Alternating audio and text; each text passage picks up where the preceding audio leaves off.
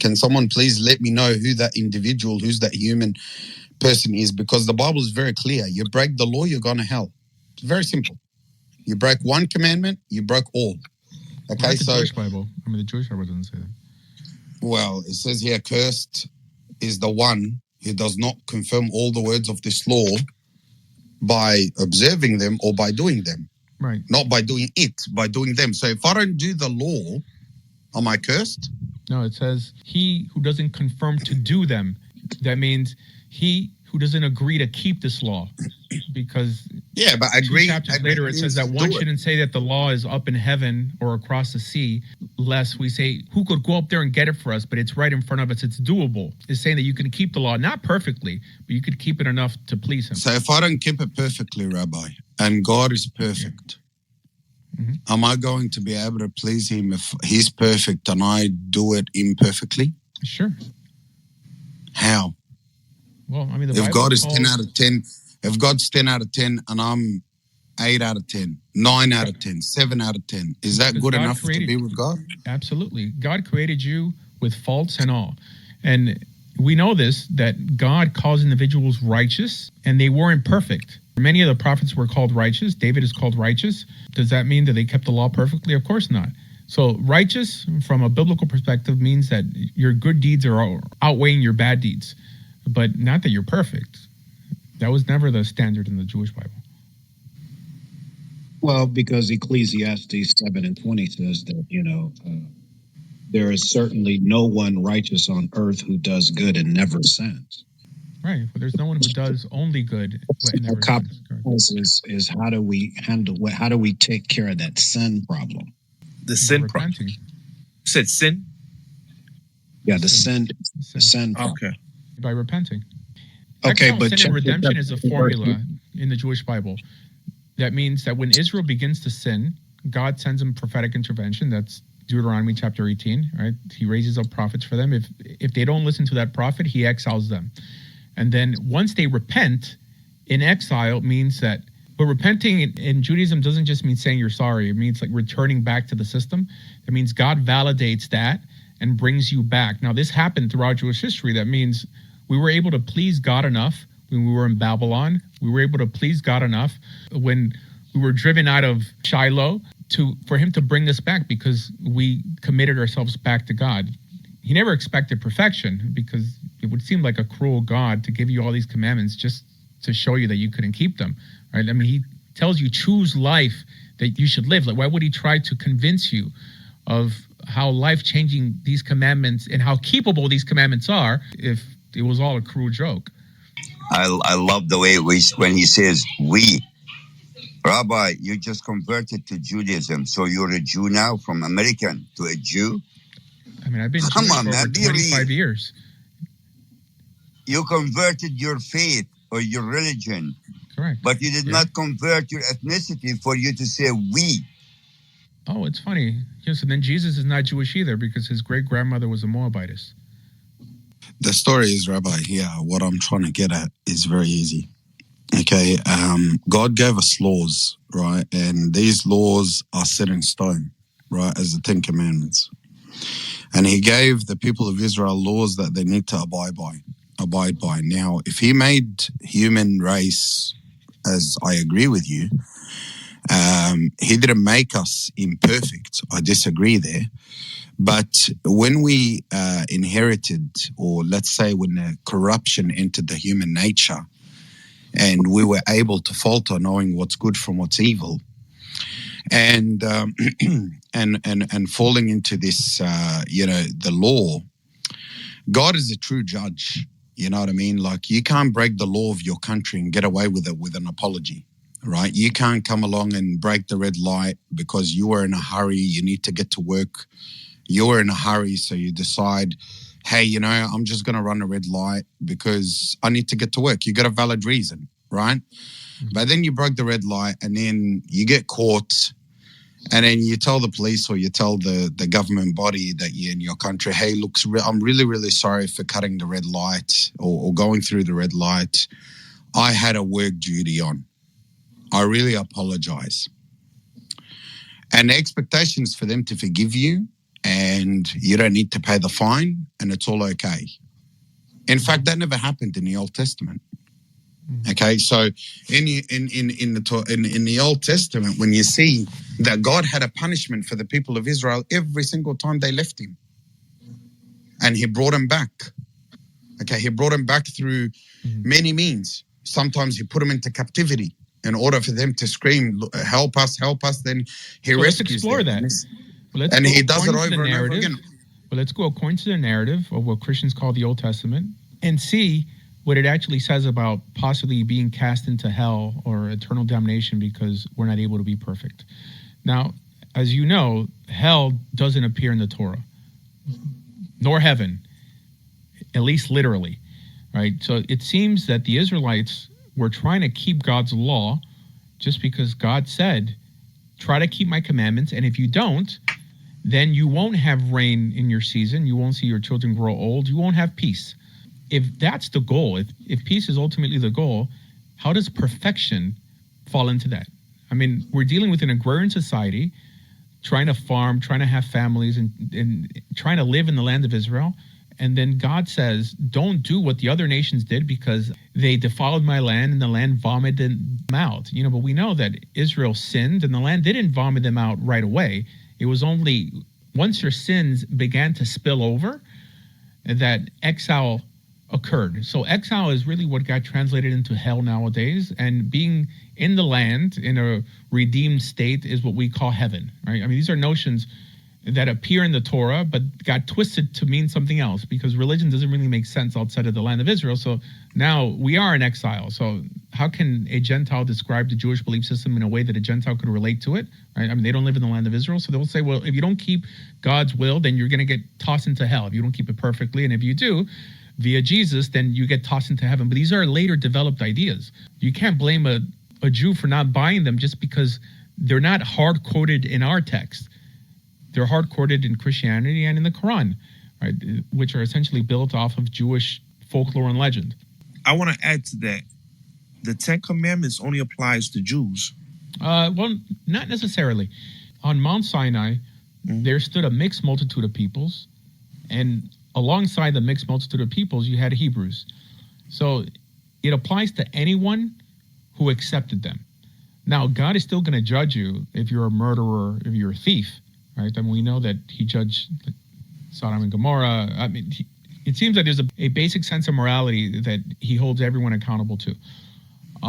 But, for example, keeping the Sabbath is not for everyone. If you don't believe in the God in the Bible, then you're not expected to keep the Sabbath, right? Because God created the world in 6 days and rested on the seventh. If you don't believe in that story, fine. But at least the ethical portions of the whole Torah apply to all humanity. But when I think it's in a Jewish prayer, it said that God gave the Torah to Moses on Mount Sinai. And those multitudes you speak of, wouldn't they be converts to the Israelite religion? They would have been absorbed into Israel. God always says in the Bible, and God spoke to the children of Israel, or Moses spoke to the children of Israel, but it's not making a distinction between the people who stood on Mount Sinai, or like Caleb, who possibly was part of that mixed multitude because it calls his father a Kenizzite or partially Egyptian. It shows that because Israel was to be a nation unlike every other nation, it could be made up of people from other nations who also enter the covenant. Like I mentioned, Ruth entering the covenant, there's at least a Jewish tradition that Obadiah was a convert, an Edomite convert. There's a notion of people. Manasseh who are, had an Egyptian mother. Right, at least halfway, yeah. Yeah, so these are converts, though. They're converts to Israel. I mean, there's no real distinction. I mean, he says there's one law for the native born and the one who attaches himself to you. It's in the land, correct? Yeah. Because outside of the land of Israel, you can't do all 613 mitzvah. Oh, correct, yeah. Not because we don't want to, because God doesn't let us. I mean, he doesn't let us build a temple here because we're only allowed to offer sacrifices in the temple. We don't have to let the land rest every 7 years outside. Right? I mean, there's a lot of things we can't do because there's a lot of things I can't do because I'm a man, and there's some laws that are only for women, and there's some laws that are only for priests. So, yeah, it was never understood that you have to keep every law in the Bible, right? I mean, sometimes you were genetically deprived. Yeah. Okay.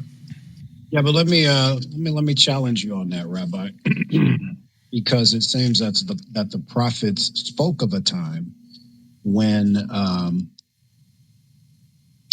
people would worship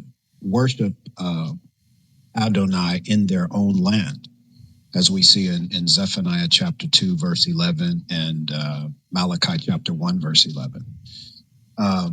Doesn't say anything about having to go up to Jerusalem or to the land of Palestine to worship God. Well, not worship God. I mean to sacrifice to God. Exactly. But that's what we see. So there's a verse in the Bible that says that, I know in the book of Amos it says, the sun sets, the sun rises, and my name is great among the nations. So there seems to be like a verse of someone or some nation offering sacrifices to God, but this is not prescribed anywhere in the Torah. I mean, the Torah says that we're not allowed to build a sanctuary outside of the place that God chooses. We have to make a distinction of something that may appear in the prophets and what we're limited according to the law of Moses. If a Jew tried to offer a sacrifice, I'm sorry? What? I'm sorry? The Elephantine papyri. What about it? So a temple was built in Elephantine, and then you had the Samaritans who built a temple. Well, because they disagreed. Like, regarding the Samaritans, like they disagree with the Torah we have. They have a Torah that has a verse that says that in Mount Gerizim is where the temple is supposed to stand. And then the tribes in the north also build a temple. So the understanding is that those who disagree with the Torah we have now, or the Jewish understanding we have now, say that we changed it to say that only Jerusalem is the place that God chose. So, I mean, that's just essentially a different religion, really, to a certain extent. I mean, it's very similar. I mean, the Samaritans just differ, I think, by like one or two commandments. Okay, so we have Zephaniah chapter 2, verse 11, and it says, "Then all the distant coasts and islands and the Gentiles will bow in worship to him, each in his own." And then we have Malachi 1:11, which says, "My name will be great among the Gentiles from the rising of the sun to its setting." I think that's what you were referring to. Yeah, that's it. So this is an idea embraced by Judaism. Okay, but watch this. Of righteous Gentiles. Incense and pure offerings will be presented in my name in every place, not in Israel, not in Jerusalem, because my name will be great among the Gentiles, says Yahweh Zvaot. That's one verse in the prophets that if a Jew tried to do it, right, because a Gentile is allowed to sacrifice wherever he wants, but a Jew can't. A Jew is limited to the altar in the temple. A Noahide is allowed to offer sacrifices anywhere. I mean, it's not contradictory to what Judaism teaches. Yeah. Okay, so a Noahide, I don't know what you mean by that, because I don't see you have your Ger Tashav and your Kurt Tzedek, right? No, I understand. I'm just using a colloquial term, right? Right. So but you're a Ger Tzedek, right? Yeah, colloquially a Ger Tzedek. I mean, the Torah doesn't call us that, but yeah. Oh, okay, I know, but I understand the two terms that were used, and there were more God-fearers, Ger Toshav, than there was, Ger Tzedek, right? So what I'm saying is, I don't know about that. There's not much mentioned about them, although there's a lot mentioned about converts. We don't know much, and also God-fearers, we don't really believe that they had the status of a Ger Toshav. They were basically Romans who kept all the commandments, with the exception, if they were men, they refused to circumcise themselves. It appears in Josephus, but we don't know much about who they were exactly. But a Ger Toshav really could only exist when Israel is sovereign in their land, not when they're occupied. A bit of a primitive system, I believe, because Cornelius he wasn't a Ger Tzedek, he was a Ger Toshav, right? No. Ger Toshav literally means a resident alien. I understand. Yeah, right. So he was a Roman centurion, right? He was. I don't know what he would have been, because I'm not sure if the New Testament explains further, but it seems that he aligns more with the notion of a God-fearer as someone who would try to keep everything, but because of social status wouldn't circumcise himself. but I don't think he would like not want to keep any law, like like not keep the Sabbath or something like that. For example, So you're saying that word ger tushav was only used in Palestine. Oh, correct. I mean, it's only used before Israel was occupied, because it says that you can't have a ger toshav unless the Jubilee is being kept. The Jubilee wasn't kept. It's in Talmudic literature. Exactly. So that's coming way after, Oh, well, the God-fearers don't appear in the Bible either. And a ger toshav, by that term, doesn't really appear either. Just because the word ger appears many times. And then you kind of have to separate the two contextually. For example, there's a ger that you're able to give what's called nevela to, an animal that dies on its own. Right. But that's not the same ger that's under the same law as a native born. And then there's a ger b'sherecha, which is a ger within the gates, which is also expected to rest on the Sabbath, but not because he's an independent convert to Israel, but because he's in some way your servant, just like your donkeys have to rest also.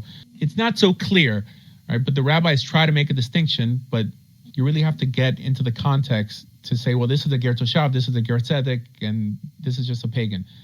Rabbi, in the Old Testament, I kind of have to disagree with you about hell. So Sheol just means pit. Well, literally. Yeah, however, when David we does look at use Psalm, it. Yeah, right. Yeah, Psalm 88, verse 6, for example, right? He explains it. Psalms 88. If it just means pit, then why does David explain it? No. In detail? There's hints to it. No, for sure there's hints to heaven and hell in the Bible, but it's not a literal concept. It's more like of a foreshadowing. The word that's typically used for hell, it's not so much Sheol. It's more with the word Gehenna. But Sheol literally means pit, and Gehenna in Hebrew comes from Gei Behinom, which is like the valley of the son of Hinnom, because that was a place where people would burn like garbage outside the walls of Jerusalem, and then there people passed their kids over the fire of Molech. So people had this understanding, but it wasn't a concrete theological notion. I mean, only because David is introducing an idea that him being so low, like that God's going to redeem him from Sheol, from the pit. That doesn't mean that it's a notion that we received from God in the Torah, like in terms of revelation. I agree with you. Look, I'll agree with you there, Rabbi, if it's only mentioned by David, but it's actually mentioned in the book of Job. It's mentioned in a lot of other places, right? So when you look at David, he says, "You have laid me in the lowest pit, in darkness, in the depth." Okay, and then in verse 12, he says it's the land of forgetfulness. It's a dark pit. It's a dark place. Yeah, it's the grave. I mean, it's typically translated as grave. Okay. So if we translate in grave, right, everybody's going to go to the grave. So why is David saying, don't put me in the grave, basically? Don't put me in the lowest depths. I'm not disagreeing with you. I'm just saying that it could be understood different ways. It's not clear cut. It's a lot clearer in the New Testament and in the Quran than it is in the Jewish Bible. It's not a tenet of our belief system that there's an actual heaven and hell. Although, I mean, there's other statements. It says that God will write you in a book. What is that book? It doesn't say anything else. I mean, that leads me to believe that there is something more. However, it's not such a concrete doctrine. I mean, to be honest with you, Rabbi, when you look at Job, the book of Job, chapter 10, verse 21, this is not David now, right? He says, "Before I go to the place from which I shall not return." That means there is no reincarnation here, right? Before I go to the place from which I shall not return, to the land of darkness and the shadow of death. And that can't be the grave. A land as dark as darkness itself, as the shadow of death without any order. Yeah. Where even the light is like darkness. That could be the grave. That could be the grave. Yeah. So the notion of resurrection of the dead, and first of all, I mean, the book of Job, people doubt it was even written by Hebrew, and it probably predated Moses and predated a lot of things, right? These later doctrines, we can apply them to people who existed before they were uttered. For example, the resurrection of the dead is taken from Ezekiel chapter 37, Daniel chapter 12, I believe. But these are much later prophets. I mean, I don't know if Daniel so much was a prophet, but I mean, in case you mentioned resurrection as a possible reason why that can't be referring to the death, because then death is not eternal because you're eventually going to resurrect. The notion of the resurrection of the dead is more of a developed idea, just because it doesn't literally appear in the only revelation we really received from God, which is the Torah. Yeah, but you have a lot of developed ideas when you follow. I'm not disagreeing with you. I mean, I personally believe in a heaven and hell. Okay. I'm just saying that it doesn't literally appear in the Bible.